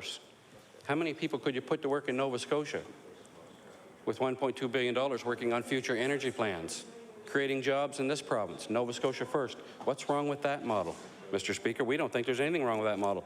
Is it an opportunity? Is it something we should be looking at? Yes, it should. I talked about those programs that were being put forward, the energy efficiency stuff that's out there. There's been a lot of uptake. That is a good program. People will tell you that. Not everybody can afford it, or they think they can afford it, but what people don't realize is every single Nova Scotian and business has the opportunity to reach out for that program. Some are doing it, and there are positive stories out there from businesses who have done it, who've been able to afford to do it and pay their piece.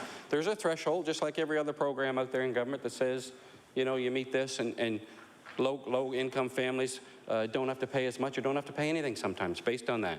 Should we be looking at the reduction of energy in everything? Yes, in our schools, in our jails, in every government facility, in this place, everywhere.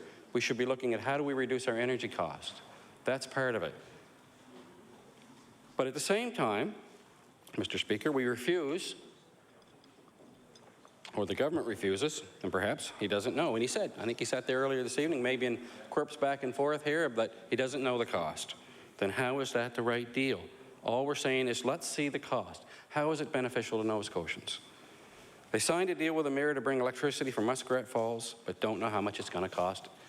The minister stands on his feet and says, this is a good project, and we're going to bring the lowest guaranteed prices that are out there. Well, that's a great statement, a wonderful political statement, a good statement all around if it means something. The problem is, what does it mean? In this case, I'm talking about dollars and means. We don't know. Everyone struggles to figure out how that can possibly be, Mr. Speaker. 25, 30% increases. You know, that's where we've been. Where are we going? We've got maybe 3% coming once the UARB decides in the near future this year, and again for next year, another 5 or 6%. We can pretty much be guaranteed. Rates are going up. What will they go up after that? I don't know how many bills now have been put forward in this House, Mr. Speaker.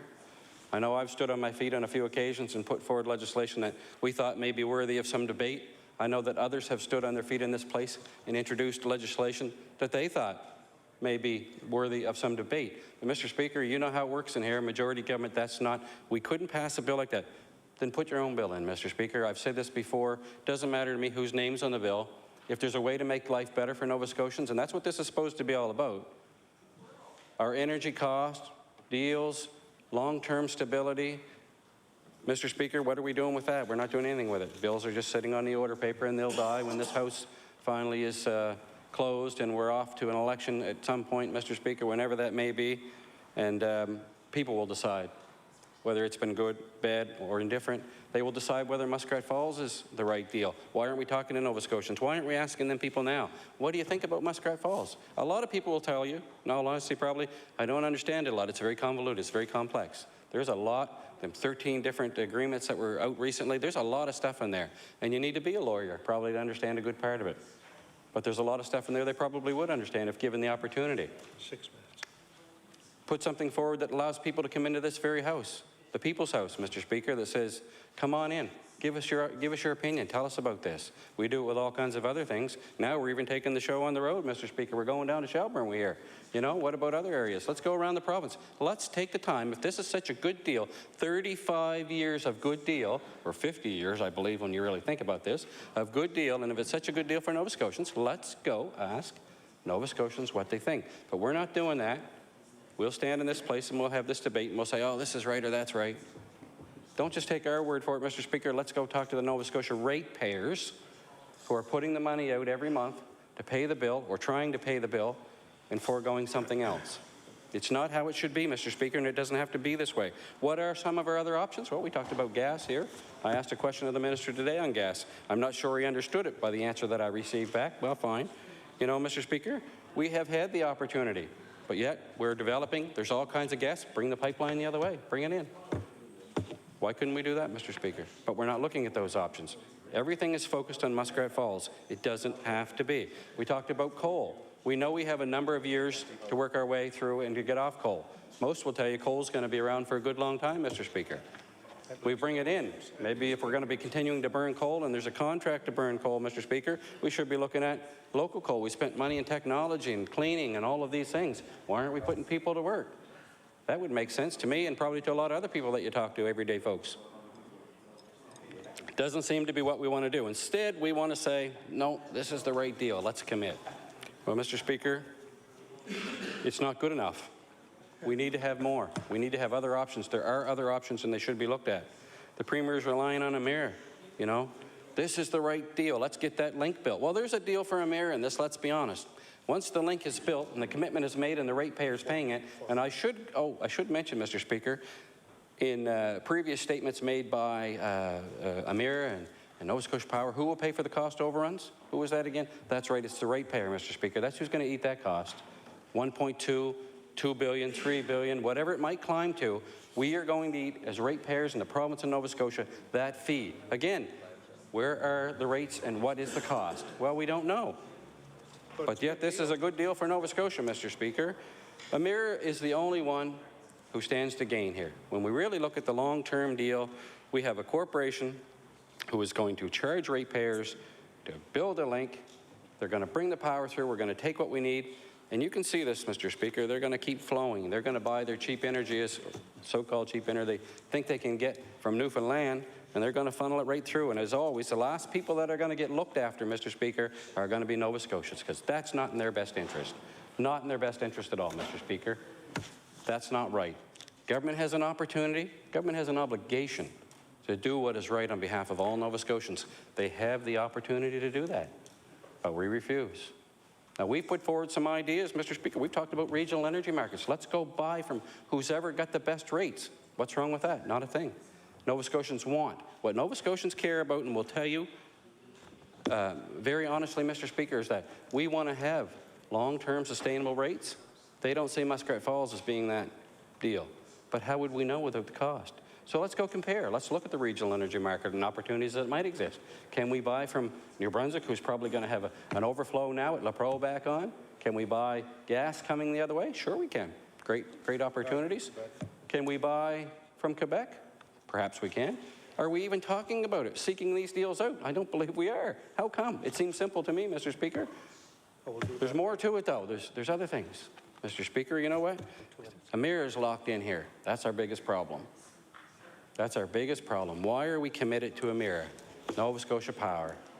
We don't need to be committed to any of them. If they want to produce and sell power in the province of Nova Scotia to the ratepayers in Nova Scotia at the best possible price, then it would be our obligation as a government and as an organization, a regional energy market, whatever that might be, to go and buy power at the best rate. We don't care where we're buying it from. Let's do what's right for Nova Scotians. And that's called, Mr. Speaker, that's called putting Nova Scotians first. Thank you, Mr. Speaker.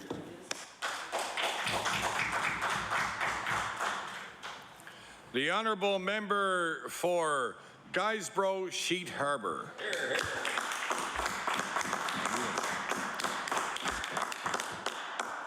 Thank you, Mr. Speaker. It's my pleasure to rise tonight in my place on behalf of the people of Guysborough Sheet Harbour, and indeed all Nova Scotians, to speak on this very important topic, this emergency debate brought forth by the Honourable Premier. Mr. Speaker, I speak strongly in favour of the Lower Churchill Energy Project and the Maritime Link. And I believe any MLA who is in this House, thanks to the good people of Nova Scotia, should also be in favour of it. We can pretend, like my colleagues across the floor, that the status quo is the only option. The status quo was never an option, nor is it into the future. And I will speak to that as I go through. It is the fixation that, by that crowd over there with the status quo, that this province has never reached its potential. Of course, Mr. Speaker, I take nothing for granted when it comes to my colleagues in the opposition. As we have heard many times in the past number of months, if the leader of the Liberal Party had his way, rates for Nova Scotians would not come down, Mr. Speaker. They would increase 30 to 50%. And I would remind my Liberal colleagues that the experience with Emera would be duplicated if you were in control.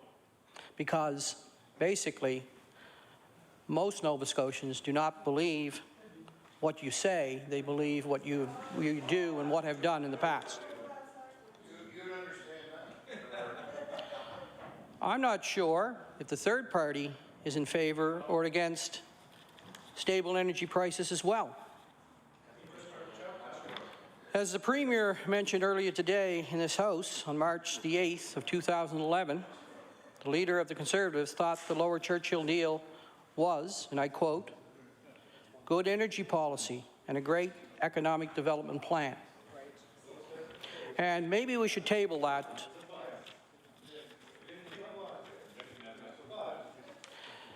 As the Premier and the Minister of Energy have already said, Mr. Speaker, 35 years of predictable and stable energy prices for Nova Scotians. Mr. Speaker, the choice is obvious. I know that this possibility is far beyond the ability of those opposite to comprehend the importance and magnitude of this visionary step forward. No vision. No vision. In fact, Mr. Speaker, if the Liberal and Conservative governments of the past had made this move, I dare say we would not be discussing this important topic in this House of Assembly this evening. They had their chance, Mr. Speaker, for many, many years, and they made their choice. They chose to do nothing, to stand by while Nova Scotians continued to watch rates go up and up and up, and now they both have all the answers. I apologize, Mr. Speaker. Actually, they did do something. They voted for the privatization of Nova Scotia Power despite public concern. And I think some of us might recall that there was great discussion over the privatization of Nova Scotia Power. And I think some of us in this House would remember a gentleman by the name of Louis Comeau, the former president of the PC Party of Nova Scotia during the Buchanan era of grand fiscal management and fairy tales. I remember reading and hearing in obvious disbelief that according to Mr. Comeau, the privatization of Nova Scotia Power had nothing to do with a study to determine if it was the right thing to do. It was simply a matter of philosophy.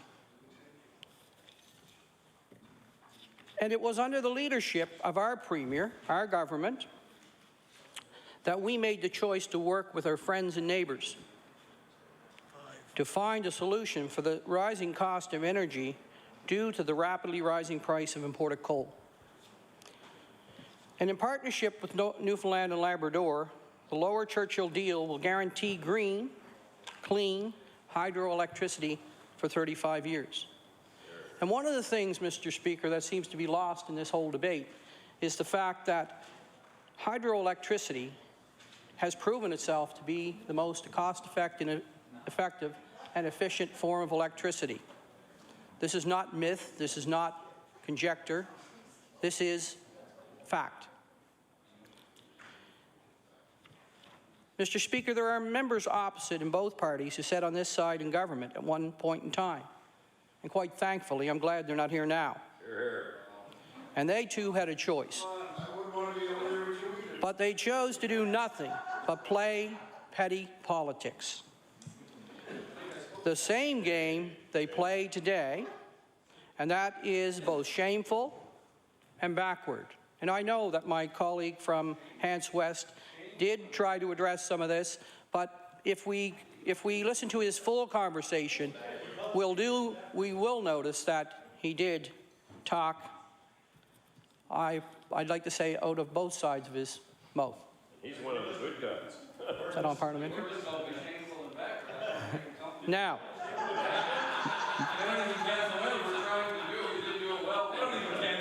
I, for one, am very proud that our government made the decision that is right for Nova Scotians, the one that will provide long-term stability to a long-standing problem. And for the opposition to suggest that we're not looking at that and to suggest that we're not looking at options, I might want to remind the members opposite, remind the members opposite that we're talking about 10% of the electricity needs for the province of Nova Scotia under this program. We are looking toward renewable energy projects. With a point, I might want to make the point that just recently down in Guysborough, Sheet Harbour, down in Goldborough, there was a discussion about reversing the pipeline, and that is an option that is being considered for sure. Now, you see, Mr. Speaker, this choice is about the future. It's not about the past. It's about looking forward. It's about looking to a vision. And again, the vision that those members opposite had was not forward-thinking, and it wasn't looking to the future. No vision, no leadership. This is a proactive, not reactive solution. It is both sad and amusing to listen to the leader of the PCs talking about natural gas in particular. It is indeed sad. Okay? This is about the future. Just like the people developing wind energy in Shag Harbour, or the group of partners with the municipality of the District of Guysborough, who are working through the Community Feed-in Tariff program to provide clean, renewable energy to their area. The ComFit program, which was started under this government, has approximately 52 companies and 52 projects that have started in the province. 6 of them, I'm very proud to say, are in Guysborough Sheet Harbour. The Sable Wind Project, which is a 13.8 megawatt project, that is the largest municipally led project in the province of Nova Scotia. So that's a good project, and we're moving forward with projects like that, Mr. Speaker. And Mr. Speaker, I will also remind the members of this House that not only will the Lower Churchill hydro energy project create stable energy prices, it will create jobs, thousands of jobs for Nova Scotians, some of whom will be in Cape Breton. People from Cape Breton North, Victoria the Lakes, Cape Breton South, and perhaps even Richmond County. The Maritime Link will provide approximately 2,700 person-years of employment. Good jobs for skilled workers, Mr. Speaker, allowing people to provide for their families and work right here in Nova Scotia. Mr. Speaker, I will reiterate what our Premier has said. This project means stable energy prices for families and businesses well into the future. It means a stronger economy from one end of the province to the other. And, Mr. Speaker, maybe it would be worthwhile for the members opposite to listen to some of the communities that have benefited from the ComFit projects.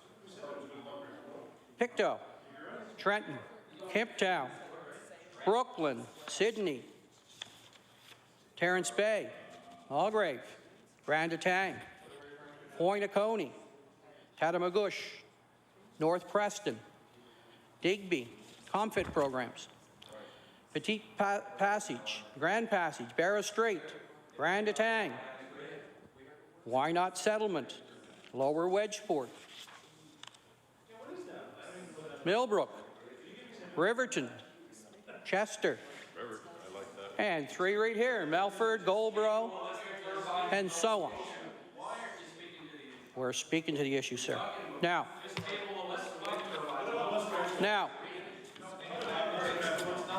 as I said, this project means stable energy prices for families and businesses well into the future. It means a stronger economy from one end of the province to the other. It means real action on Atlantic Canadian cooperation. But perhaps most importantly, Mr. Speaker, it is a better deal for Nova Scotians because it means clean, green electricity at a stable price for families. and businesses well into the future. Now, as I've said, Mr. Speaker, we all know that the price of hydroelectricity has proven itself to be the least costly form of electricity that we are using in the world today. Now, we all know that the fluctuations in the market dealing with fossil fuels is up and down. Right now, the price of natural gas is has, I better stop.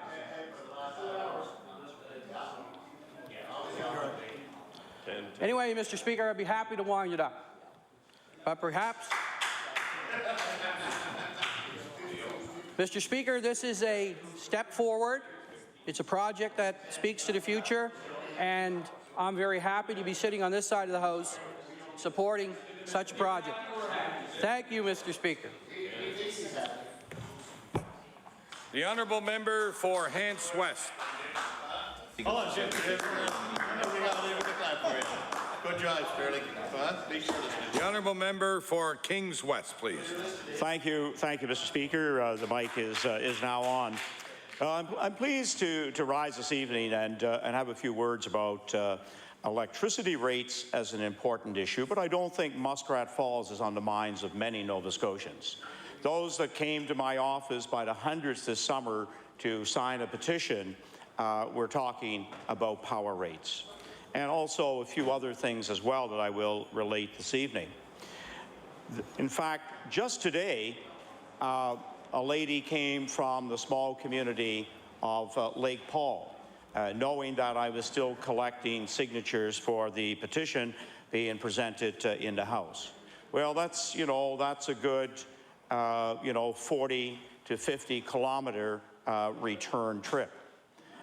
So obviously, Nova Scotians are making a pretty strong statement that they are very upset at the current level of power rates that they're paying in their homes. We know, in fact, businesses, are very, very concerned. Large-scale business, we know, in fact, as well, are concerned about the direction of power rates in this province. And when we take a look at the increases, 25% increase in just a matter of a few years, this indeed is top of mind. And we know that, there's really no emergency about having an emergency debate around Muskrat Falls. There is absolutely no need. Is this to convince the UARB that they need to approve and support government in this venture? That's perhaps maybe what the emergency is all about. There are many, many unanswered questions around the Muskrat Falls and its future as a reality for Newfoundland and for Nova Scotia. A number of these have been outlined here this evening. I think we definitely need to be knowing what the price is and how much Nova Scotians will be paying on their power bills for Muskrat Falls. I think if, in fact, if we were to do, a poll with Nova Scotians to find out what they have to say on this topic, they can agree that having clean hydro energy, hydroelectricity is important, but at what cost? They will definitely want to know, will our power bills be continuing to go up over the next number of years? And with all certainty, that indeed seems to be the case, but also Nova Scotians want to know very close at what that price will be. And right now we're hearing 14 to 17 cents a kilowatt, and that's at the current level of investing in Muskrat Falls and the Maritime Link. And we did have a presentation in our caucus on Muskrat Falls by the president of Emera, the CEO of Emera, Chris Huskelson, and also, of course, the president of Nova Scotia Power was present at that meeting. And he wasn't 100% clear that, in fact, all of the technical requirements to have the power transmitted across the Strait of Belle Isle down to southern point of Newfoundland, then back across the province and across the very deep, of course, channel, as we know, the Laurentian Basin, and bringing it ashore into Nova Scotia. You know, there are issues there that will have to be addressed. So, you know, what will that mean in terms of adding additional costs onto this project? And I believe that we can be looking at the energy that we can provide here in Nova Scotia as one of the alternatives. We have a wide range of renewables that are available to us. We've tapped into wind energy to a very strong extent. In fact, we're probably starting to reach some of our limits there. But I'm still a believer in the Bay of Fundy. Now, it's obvious that Emera has given up pretty well on the Bay of Fundy. They're going to put their stake in the ground on Muskrat Falls. And it's going to be to the greater benefit, perhaps, of Emera rather than the ratepayers here in Nova Scotia. In fact, it's interesting that the state of Maine has jumped ahead of Nova Scotia. I was hoping that we could claim a very, very strong part of the development of tidal energy. Well, presently, Maine is producing energy from tidal power. So it's an area in which they have obviously gone on smaller scale. They're not looking for the big prototype, the big fix of a large amount of energy, but rather, again, smaller turbines that they have placed in the water. And we could easily be moving towards some in-stream tidal energy, such as we see in Ireland and Scotland. But no, we're probably not going to get an investment from Emera there. We're going to see them move, if you wish, towards Muskrat Falls and place everything there. And it will be at a high cost to Nova Scotia ratepayers. So the one message that is coming out of today, very, very loud and clear, is that this project has a great deal of mystery about it. Mystery on what it will cost the Newfoundland ratepayer, what it will cost the Nova Scotia ratepayer. And when you are close to the highest electrical cost in Canada, we are at a tipping point. We are having now business and industry investment, and even we've heard in the House Nova Scotians at the break point with their electrical bills. So we need to be, what I would say, use a precautionary approach at the very least as we take a look at Muskrat Falls. We need to be putting up a lot of red flags. Yes, we had a presentation from the member from Dartmouth East around the water supply. That's very, very much controlled by Hydro Quebec. And that certainly will need to be addressed before this project ever starts. Will we be able to sell power into the United States? New Hampshire has made a wonderful deal with Hydro Quebec. And will not be buying power from Emera. They'll be going to Quebec for future deals as well. So knowing where electricity is going to be going, I think, is an important part of the equation of this deal. So as Nova Scotians know, half of the money earned each year by Emera comes from Nova Scotia Power. It's roughly about 50%.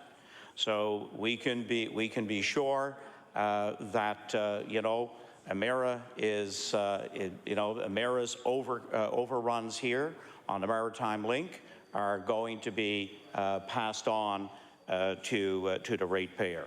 So, Mr. Speaker, I really wanted to have just those few words about, you know, there's a deep commitment by the NDP to the Muskrat Falls project at any cost to the ratepayer of Nova Scotia.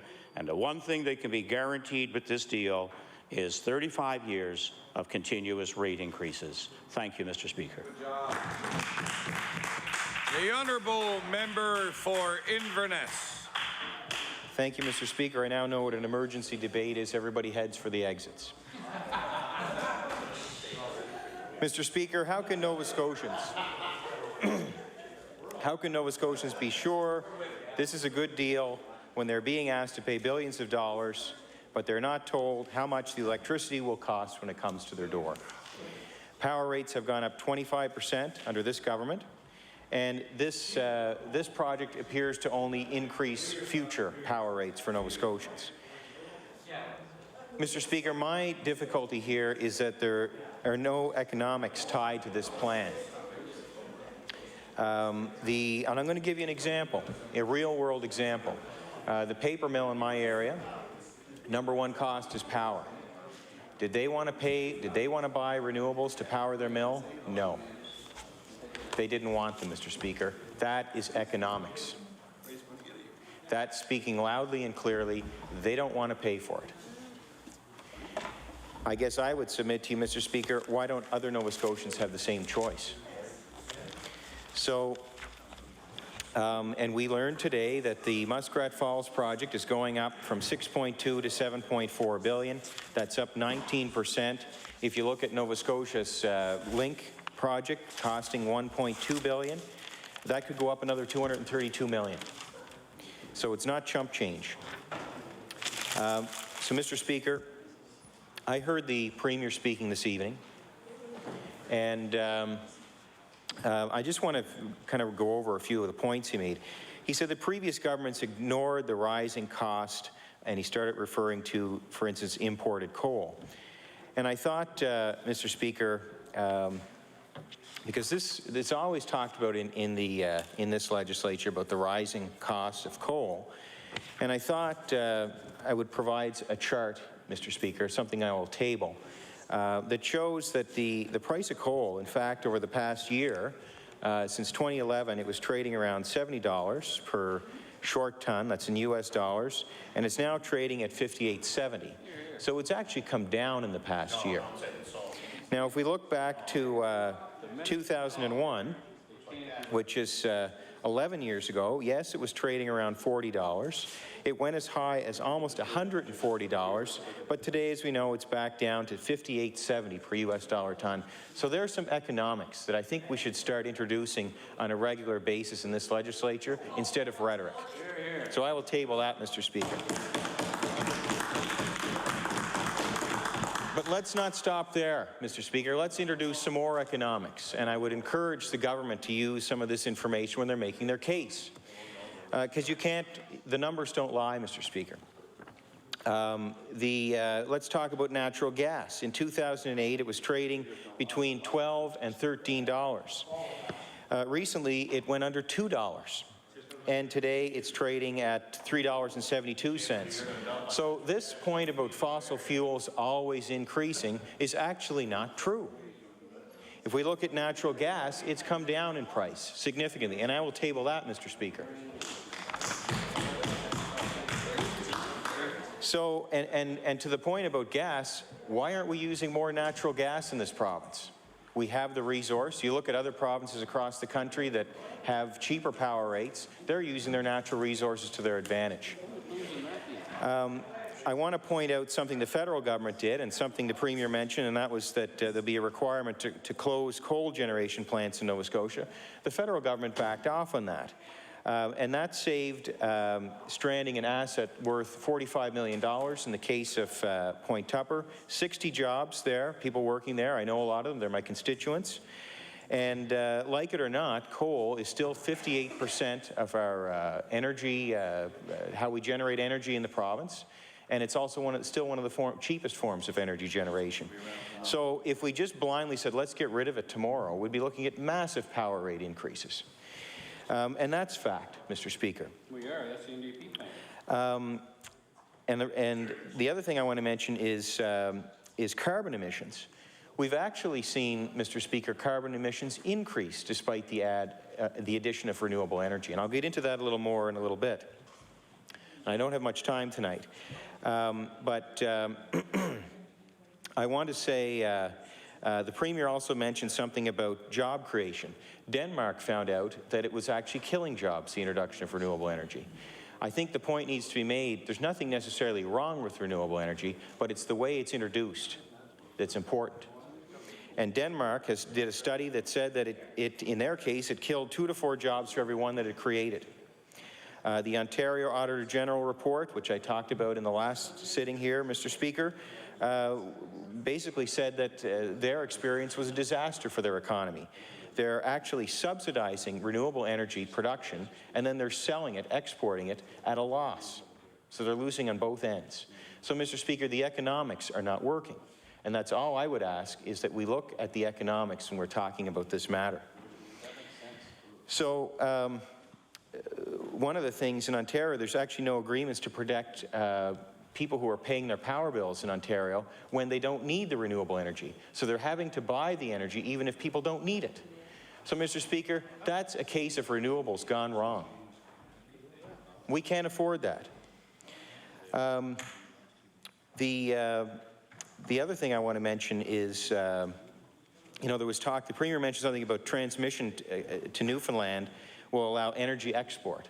Well, I'm thinking if we have the highest cost of energy in North America, who would want to buy it, for one? And lastly, why would Newfoundland want to buy it when it already has plenty of hydropower already, and it also has a thriving offshore oil and gas industry to supply its needs?